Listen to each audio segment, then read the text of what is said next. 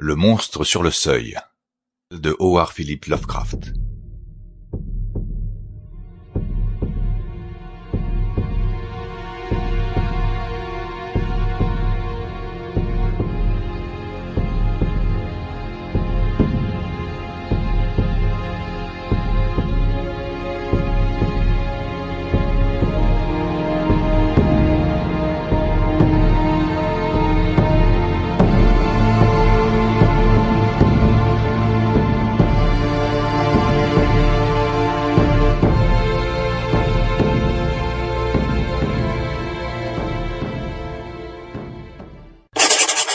Il est vrai que j'ai logé 6 balles dans la tête de mon meilleur ami.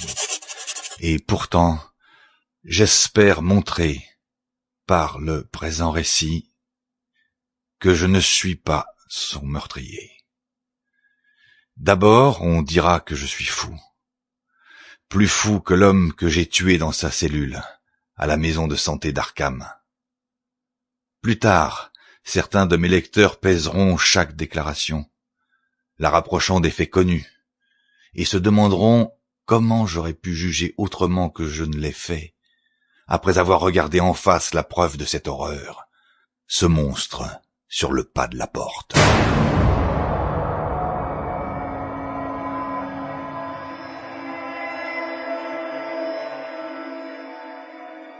Jusqu'alors, moi aussi, je n'ai vu que folie dans les histoires extravagantes qui m'ont poussé à agir. Aujourd'hui encore, je me demande si je n'ai pas été trompé, ou bien si je ne suis pas fou après tout. Je ne sais pas. Mais d'autres ont d'étranges choses à raconter sur Edward et Asenath Derby. Et même les policiers flegmatiques ne parviennent pas à expliquer cette dernière visite effroyable. Ils ont mollement essayé de fabriquer une hypothèse de plaisanterie sinistre ou de vengeance de domestiques renvoyés, tout en sachant au fond d'eux-mêmes que la vérité est infiniment plus terrible et plus incroyable. J'affirme donc que je n'ai pas assassiné Edward Derby. Je dirais plutôt que je l'ai vengé, et que ce faisant, j'ai purgé la terre d'un fléau qui aurait pu par la suite déchaîner sur le genre humain des épouvantes indicibles. Il y a de redoutables zones d'ombre au bord de nos chemins quotidiens, et parfois quelque âme damnée force la frontière. Quand cela arrive, celui qui le sait doit frapper avant de se soucier des conséquences.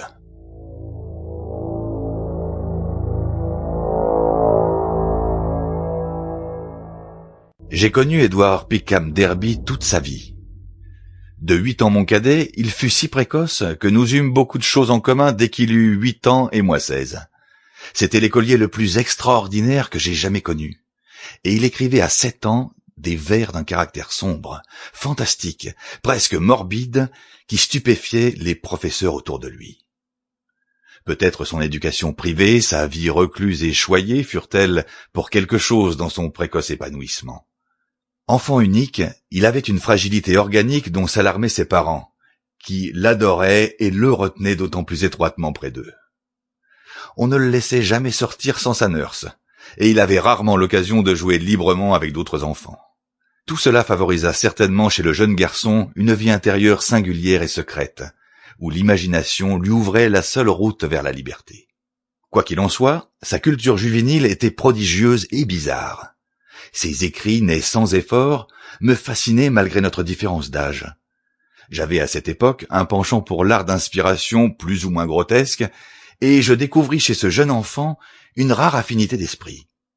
Il y avait sans aucun doute, à l'arrière-plan de notre amour commun des ombres et des merveilles, l'antique cité, dégradée et subtilement redoutable où nous vivions.